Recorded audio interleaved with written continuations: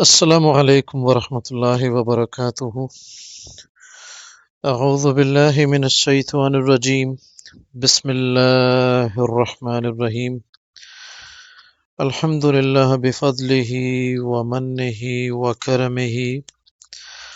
رمضان کے بابرکت لمحات میں ہم داخل ہو چکے ہیں، اور اس مناسبت سے ہم نے ایک ارادہ کیا کہ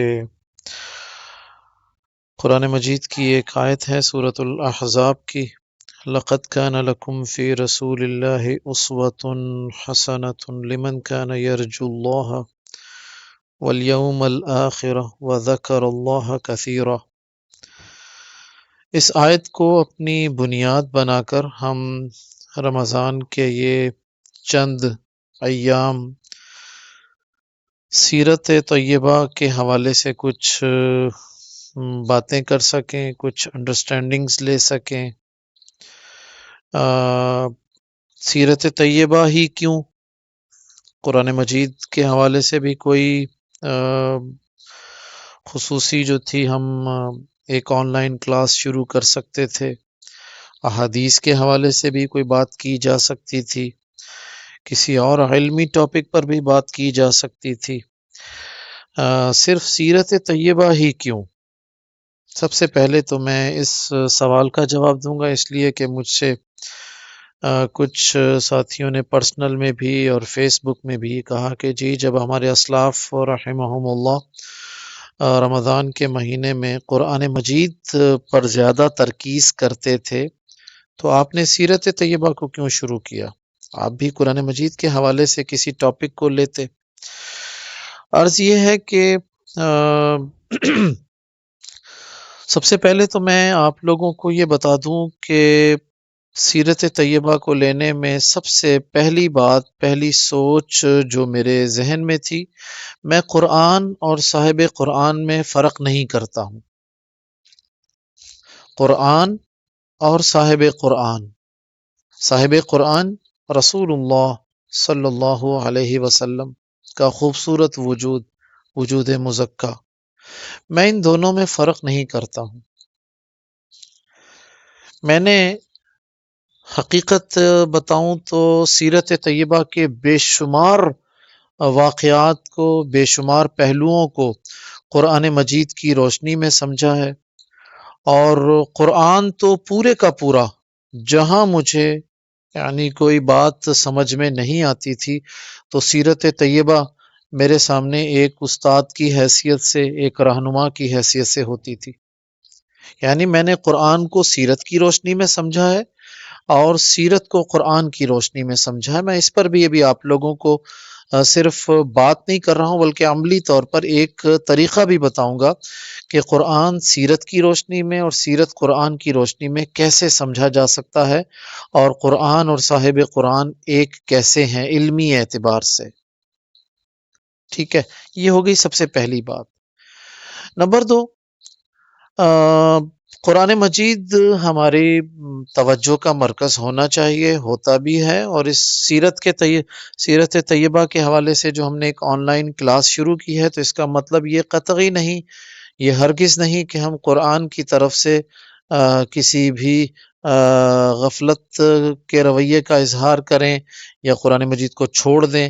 ایک سیرت طیبہ کو ہم اس لیے اختیار کر رہے ہیں تاکہ ہم قرآن مجید کو صرف ناظرہ کے طور پر نہ پڑھیں، بلکہ قرآن مجید کی جو فہم ہے وہ بھی ہمارے لیے آسان ہو جائے، ہمیں فہم قرآن کے حوالے سے ایک ذوق مل جائے، ایک راستہ مل جائے کہ قرآن کو کیسے سمجھا جا سکتا ہے رسول اللہ صلی اللہ علیہ وسلم کی سیرت کی روشنی میں۔ چونکہ میں یہ بات سمجھتا ہوں، اور بلکہ میں ہی نہیں بلکہ یہ بات تو قرآن میں بیان کی گئی کہ رسول اللہ صلی اللہ علیہ وسلم کی بنیادی ذمہ داری تھی یہ کہ آپ قرآن کو واضح کرتے، قرآن کے حقائق کو، قرآن کے حسن کو، قرآن کی خوبصورتیوں کو بیان کرتے۔ لِتُبَيِّنَ لِلنَّاسِ مَا نُزِّلَ إِلَيْهِمْ محمد یہ آپ کی ذمہ داری ہے کہ آپ لوگوں کو وہ باتیں بتائیں جو ان کی طرف نازل کی گئیں. تو قرآن نازل کیا گیا تھا اور ایک اللہ کی طرف سے نازل کردہ کتاب ہے، لہٰذا یہ قرآن جو ہے یہ اللہ کے رسول صلی اللہ علیہ وسلم کی بنیادی ذمہ داریوں میں سے ایک تھا کہ آپ اس کی وضاحت کرتے. سورۃ الجمعہ کی اگر ہم آیت نمبر 2 پڑھیں، هو الذی بعث فی الامیین رسولا منہم یتلو علیہم آیاتہ ویزکیہم ویعلمہم الکتاب والحکمہ. تو آپ غور کیجئے کہ سورۃ الجمعہ میں جہاں اللہ تعالیٰ نے کہا کہ اللہ نے ان پڑھوں میں انہی میں سے ایک رسول بھیجا، تو اس رسول کی 4 ذمہ داریاں بتائی گئیں. سب سے پہلی ذمہ داری کا تعلق قرآن سے ہے، یتلو علیہم آیاتہ، کہ وہ اللہ کا کلام پڑھ کر سناتا ہے. تو سیرت طیبہ ہمیں یہ بتائے گی کہ اللہ کے نبی نے قرآن کہاں کہاں پڑھا، کیسے پڑھ کر سناتے تھے، کیا انداز تھا، کیا اسلوب تھا. پھر وَيُزَكِّيهِمْ، اور ان کا تزکیہ نفس بھی کرتے تھے، ان کو پاک کرتے تھے.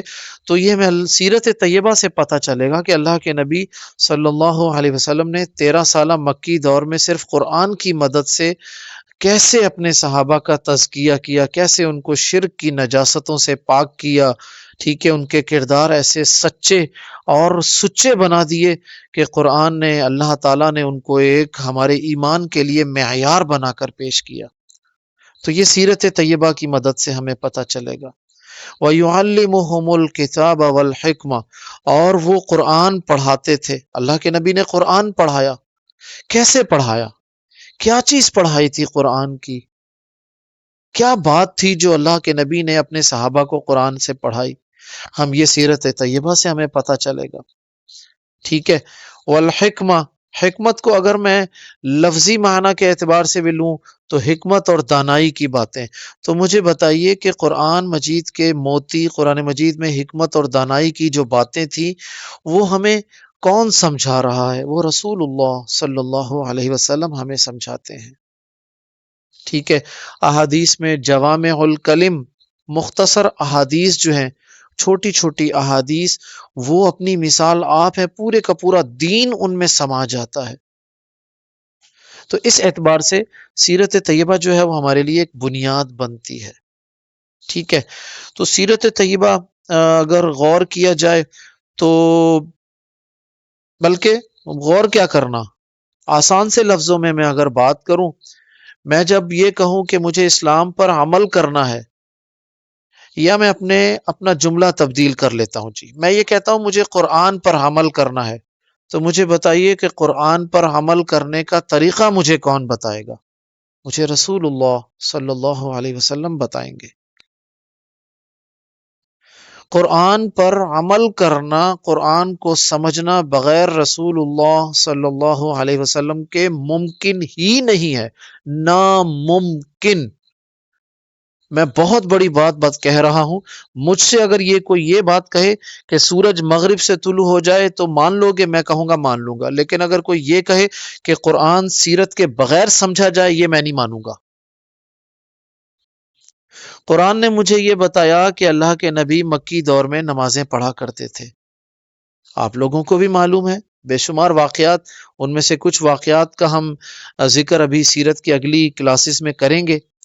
ایک واقعہ تو بڑا مشہور تھا کہ جس میں اللہ کے نبی مطاف میں آپ سجدے کی حالت میں تھے، جب ابو جہل نے ایک جانور کی گندگی آپ کے اوپر لا کر پھینکی تھی. سیدہ فاطمہ رضی اللہ عنہا، اللہ کے نبی صلی اللہ علیہ وسلم کی اکلوتی رہ جانے والی بیٹی، آئی تھیں اور انہوں نے وہ گندگی صاف کی تھی. وہ واقعہ آپ کے سامنے ہوگا. باقی واقعہ تو ایک طرف رہا، اس میں ایک بات کا ثبوت مجھے مل رہا ہے کہ اللہ کے نبی مکی زندگی میں نماز پڑھا کرتے تھے، اور بھی بے شمار دلائل اس پر موجود ہیں.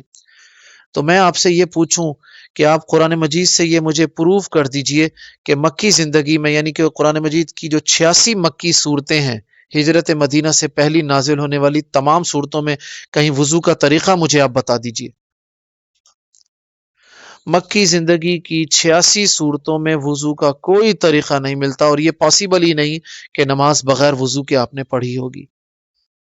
قرآن تو وضو کا طریقہ سورۃ المائدہ میں کہیں جا کر 4 یا 5 ہجرت میں بتاتا ہے، یعنی کہ پہلی وحی کے تقریباً 17 سال کے بعد یا 18 سال کے بعد بتاتا ہے، یا ایھا الذین آمنوا اذا قمتم الی الصلاۃ فاغسلوا وجوہکم وایدیکم الی المرافق وامسحوا برؤوسکم وارجلکم الی الکعبین۔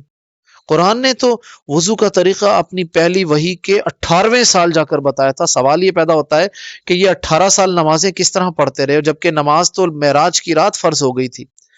آپ نے قباء میں آ کر نمازیں پڑھی، مسجد نبوی میں نمازیں شروع کر دی تھی، جمعے کی نمازیں تھیں، کیسے پڑھتے تھے نمازیں وہ ساری؟ میں یہ ایک مثال دے رہا ہوں۔ تو قرآن بغیر رسول اللہ صلی اللہ علیہ وسلم کے وجود مزکا کے سمجھنا ناممکن ہے۔ تو میرا اصل ہدف قرآن مجید کی فہم ہے۔ بس میں نے سیرت طیبہ کو اپنی بنیاد بنا لیا ہے، اس لیے کہ سیرت طیبہ کے بغیر قرآن کو سمجھا ہی نہیں جا سکتا۔ اچھا، دین اسلام پر عمل کیسے کریں گے آپ؟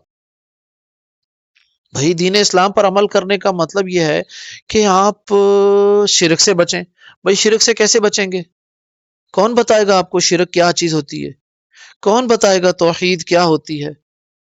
عملی طور پر جو ہمارے پاس رول ماڈل ہے، جو نمونہ ہے، اسوہ حسنہ جس کو قرآن نے پیش کیا، وہ کہاں ہے؟ وہ تو سیرت طیبہ سے پتہ چلے گا۔ یہ جو آیت میں نے آپ کے سامنے پڑھی نا، جس آیت کو ہم پورے اپنے 25 دن بنیاد بنائیں گے، لَقَدْ كَانَ لَكُمْ فِي رَسُولِ اللَّهِ أُسْوَةٌ حَسَنَةٌ، بلا شبہ تمہارے لیے تمہارے رسول کی ذات میں بہترین نمونہ ہے۔ تو مجھے بتائیے کہ اللہ کے نبی صلی اللہ علیہ وسلم کی زندگی کا کون سا ایسا پہلو ہے جو ہمارے لیے اسوہ حسنہ ہے؟ ایک سوال تو آنا چاہیے، اس پر میں آج بات بھی کروں گا ابھی۔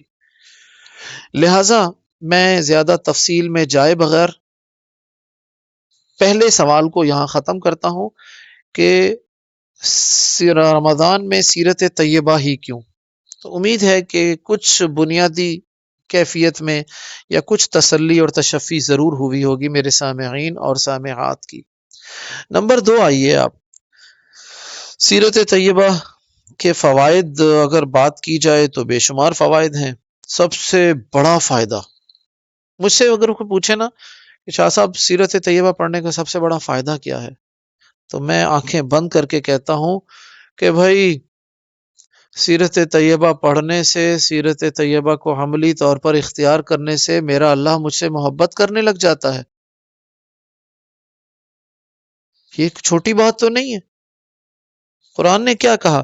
قُلْ إِن كُنتُمْ تُحِبُّونَ اللَّهَ، اگر تم اللہ سے محبت کرتے ہو، فَاتَّبِعُونِی، میری اتباع کرو۔ یہ اللہ کے نبی صلی اللہ علیہ وسلم سے مخاطب ہو کر کہا تھا اللہ تعالیٰ نے۔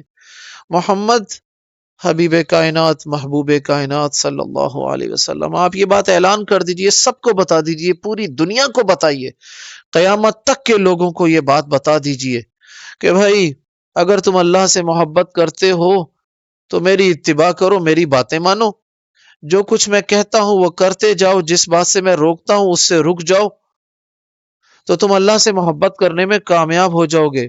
بات یہاں تک نہیں رکی، بلکہ اگلی بات اس سے بڑا جو انعام ہے، کہا یحببکم اللہ، تو اللہ تعالیٰ تم سے محبت کرنے لگ جائے گا۔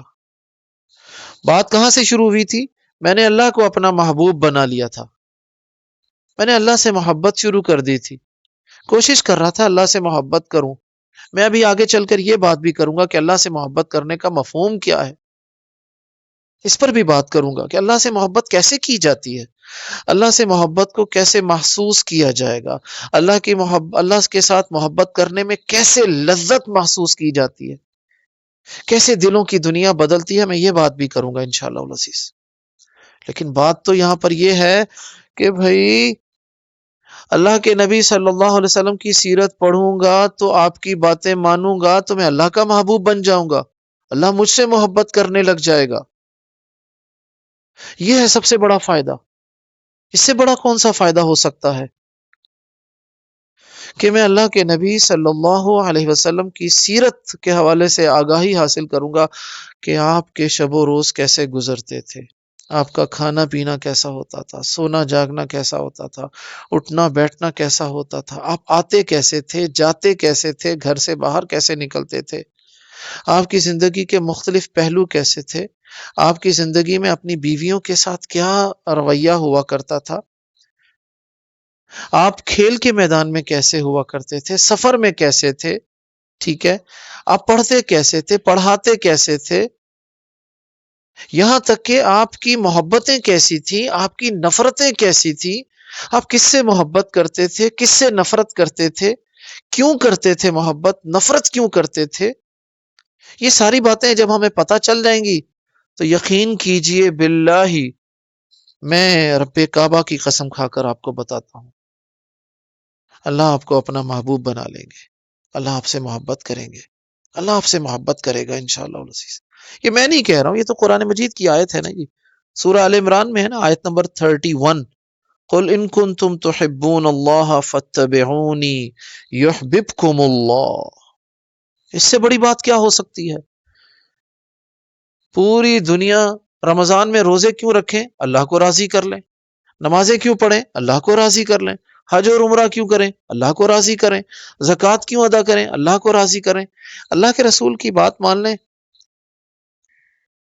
اللہ کے رسول صلی اللہ علیہ وسلم کی زندگی کو اختیار کر لیں، آپ اللہ کے محبوب بن جائیں گے، اللہ تعالیٰ آپ سے محبت کرے گا، اور اللہ کی محبت کرنے کا مفہوم یہی ہے کہ اللہ آپ سے راضی ہو گیا ہے، یہی تو ہے نا ہماری زندگی کا مقصد۔ ٹھیک ہے جی، یہ ہو گئی ہماری زندگی میں دوسری بات جو ہم نے سیرت کے حوالے سے پڑھنی ہے۔ نمبر 3 چیز، پہلی دو باتوں کی طرح یہ بات بھی بڑی اہم ہے۔ میں اگر اپنی ابھی جو میرے پاس موجود ہیں، جو میرے لائیو سیشن جو لوگ لے رہے ہیں، میں اگر ان سے پوچھوں آپ لوگوں نے سیرت کی کون کون سی کتاب پڑھی ہے ابھی تک، تو ان موسٹلی کیسز زیادہ تر لوگ جو جواب دیں گے مجھے اس کا پتہ ہے کیا جواب دیں گے۔ ہر شخص اپنی اپنی پسند کا، اپنے اپنے بزرگوں کی یا اپنے اپنے مسلک کے حوالے سے وہ جواب دے دے گا۔ کوئی کہے گا محسن انسانیت نعیم صدیقی صاحب کی، کوئی سید مودودی صاحب کی سرور دو عالم کا نام لے دے گا، کوئی پیر کرم شاہ الازہری کی ضیاء النبی کا نام لے دے گا، ٹھیک ہے، کوئی الرحیق المختوم صفی الرحمان مبارک پوری رحمہ اللہ کا نام لے دے گا، کوئی تجلیات نبوت کا نام لے گا، کوئی سیرت نبوی شبلی نعمانی کا نام لے گا۔ سب کے اپنی اپنی جو پسند اور اپنے اپنے جو گھر میں مطالعے میں رہتی ہے اس کا نام لے دے گا۔ مجھے ان جوابوں سے کوئی اختلاف نہیں ہے، میں ان جوابوں سے یہ نہیں کہہ رہا ہوں کہ یہ جواب غلط ہے، میں یہ کہتا ہوں کہ یہ جواب جو ہے نا یہ ہمارے لیے ادھورا ہے تھوڑا سا۔ میں جو آیت میں نے آپ لوگوں کے سامنے پڑھی، لَقَدْ كَانَ لَكُمْ فِي رَسُولِ اللَّهِ أُسْوَةٌ حَسَنَةٌ، بے شک تمہارے لیے تمہارے رسول کی زندگی بہترین نمونہ ہے۔ تو ہماری ان کتابوں میں، جن کتابوں کے نام میں نے آپ سے لیے ہیں، ان کتابوں میں رسول اللہ صلی اللہ علیہ وسلم، جب آپ اللہ کے رسول کا نام سنا کریں تو زیر لب صلی اللہ علیہ وسلم محبت کے ساتھ ضرور ادا کیا کریں، یہ سرمایہ حیات بن جائے گا ایک دن انشاءاللہ العزیز، تو ضرور پڑھا کریں اس کو۔ تو سیرت کی جتنی کتابوں کے نام میں نے لیے یا جو کتابیں آپ لوگوں کے پاس موجود ہیں، ان تمام کتابوں میں جو بنیاد ہے وہ یہ ہے جو ملتی ہے کہ جزیرہ عرب کے حالات، یعنی اللہ کے رسول صلی اللہ علیہ وسلم کی پیدائش سے پہلے کے حالات، لوگوں کی گمراہیاں، شرک، آپ صلی اللہ علیہ وسلم کی پیدائش، آپ کی شیرخوارگی، آپ کا بچپن، لڑکپن، نوجوانی، سفر تجارت اور سیدہ خدیجہ سے نکاح، پھر آپ کی نبوت، پھر آپ کی 13 سالہ مکی دور، پھر آپ کی ہجرت، پھر آپ کا 10 سالہ مدنی دور، پھر آپ کی وفات کا سانحہ، حیات عرضی کا خاتمہ۔ یہ ہے ہمارے سامنے ایک خاکہ جو ہمارے پاس آتا ہے سیرت طیبہ کی اکثر کتابوں کا، جو آپ لوگوں کے اور ہمارے اور عمومی طور پہ لوگوں کے ذہن میں پایا جاتا ہے۔ مجھے یہ بتائیے کہ جو کچھ آپ لوگوں کا جواب ہے، جن کتابوں کے نام آپ لے رہے ہیں میرے سامنے، یا میں آپ لوگوں کے سامنے ذکر کر رہا ہوں، ان تمام کو ذرا اس کے ساتھ اٹیچ کیجئے، اس آیت کے ساتھ، لَقَدْ كَانَ لَكُمْ فِي رَسُولِ اللَّهِ أُسْوَةٌ حَسَنَةٌ۔ تو ذرا یہ مجھے بتائیے کہ کیسے پاسبل ہوگا کہ میرے لیے اللہ کے رسول صلی اللہ علیہ وسلم کی زندگی رول ماڈل بن سکے؟ آپ صلی اللہ علیہ وسلم نے 13 سال مکے میں گزارے، میں بھی 13 سالہ زندگی مکے میں گزاروں، ٹھیک ہے؟ پھر میں 13 سال کے بعد مکے سے مدینہ ہجرت کروں، چونکہ اللہ کے نبی نے 13ویں سال ہجرت کی تھی۔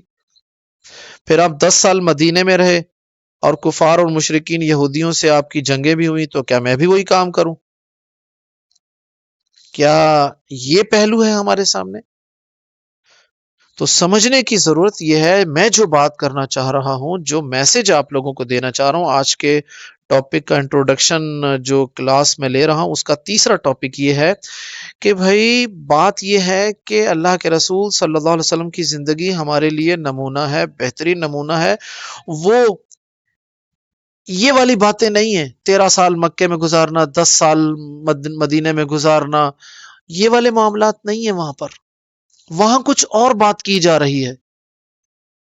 جو چیز ہمارے لیے ضرورت ہے، جس کو ہم عملی طور پر اختیار کریں، اپنی زندگی میں نافذ کریں، اپلائی کریں، وہ کچھ اور ہی معاملات ہیں۔ چلے میں نے آپ لوگوں سے پوچھ لیا نا کہ جی اپنی اپنی سیرت کی کتابوں کے نام بتائیے جو آپ لوگوں نے پڑھی ہوئی ہیں۔ اب آپ مجھ سے پوچھ لیجئے، مجھ سے پوچھ لیں کہ سر آپ کے نزدیک سیرت کی کون سی کتاب سب سے آپ کو اچھی لگتی ہے؟ میں یقین کیجئے آنکھیں بند کر کے سیرت کی ایک کتاب کا نام آنکھیں بند کر کے لیتا ہوں۔ میری پسندیدہ ترین کتاب ہے سیرت کی۔ میں نے اس کتاب کو تقریباً 2 مرتبہ پڑھایا ہے، اور پڑھنے کا تو بارہا ابھی بھی میرے وہ مطالعے میں رہتی ہے۔ جب مجھے موقع ملتا ہے وہ کتاب میں پڑھتا ہوں سیرت کی۔ اس جیسی کتاب سیرت کی مجھے اور کوئی نہیں ملی۔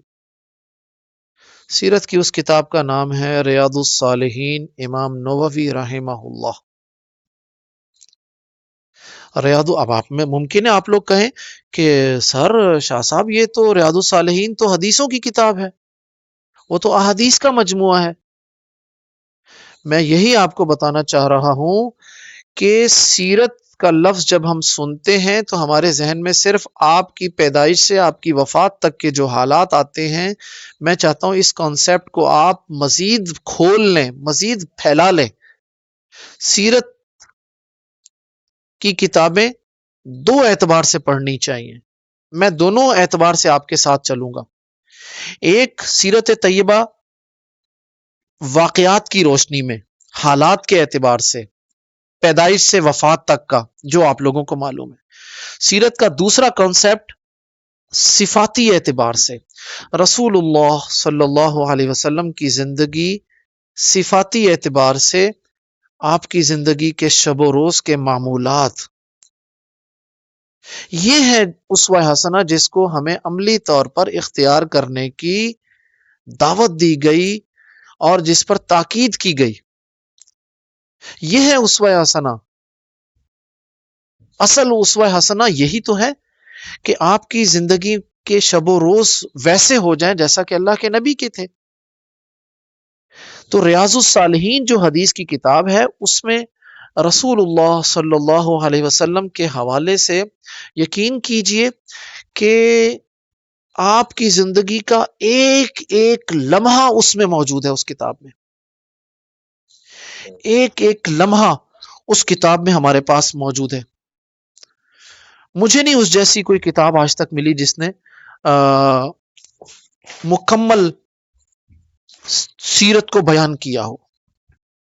میں آپ کے سامنے اگر رکھنا چاہوں اس کتاب کے کچھ موضوعات ابتدائی طور پر، تو ذرا دیکھیے گا، سنیے گا مجھ سے، میں اس کتاب کے کچھ موضوعات آپ کو بتاتا ہوں تاکہ آپ لوگوں کو اندازہ ہو سکے۔